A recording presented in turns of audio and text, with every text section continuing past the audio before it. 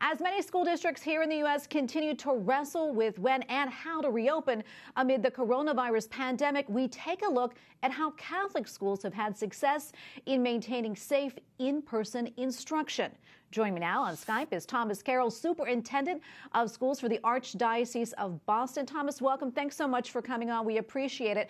I know that you've been able to keep your students in classrooms while many other schools across the country are teaching online or using hybrid models. Tell us, how have you been able to do it?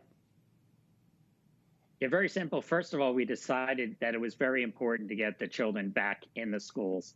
And when you believe, as we do as Catholics, that every child is created in the image and likeness of God, you simply can't accept stranding them. So as soon as the governor indicated in Massachusetts that we could reopen, our focus was on how to reopen safely, not on whether we should open. Most of the public school districts around the state were focused on whether they should even open. Most of them opened late, and they opened with remote.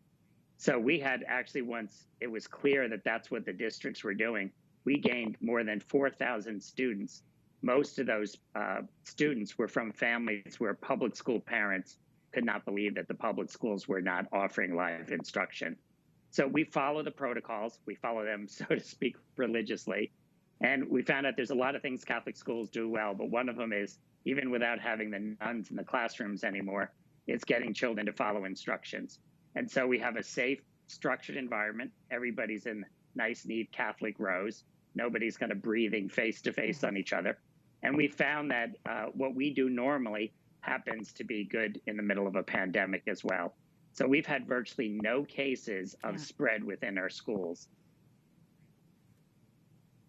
That's incredible. I know in the Wall Street Journal this week, you were quoted as saying the science is clear that there is no substitute for in-person learning, especially for poor and minority children, most at danger of falling behind.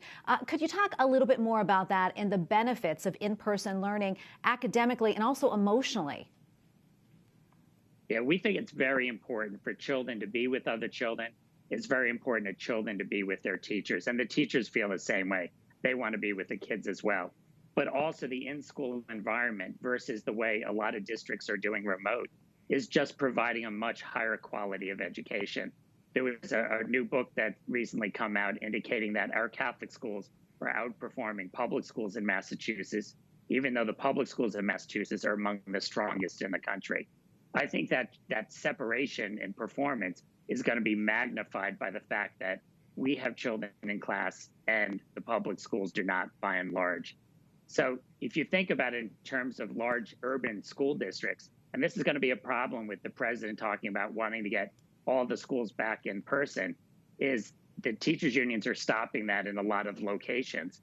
But they provide school lunches, they provide special education services, serving homeless children and all the rest. All of those things are not being done well while the children are sitting at home.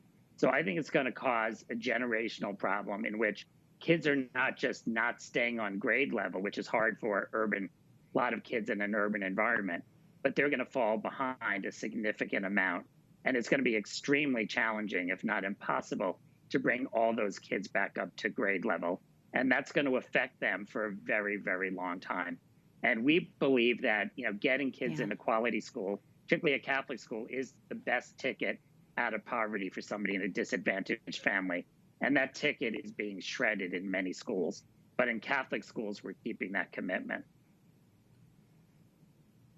Yeah, and it's so great to see, as you mentioned, enrollment up too, and we hope that just continues. Thomas, thank you so much for coming on. We appreciate it. Thomas Carroll, Superintendent of Schools for the Archdiocese of Boston. Thanks again.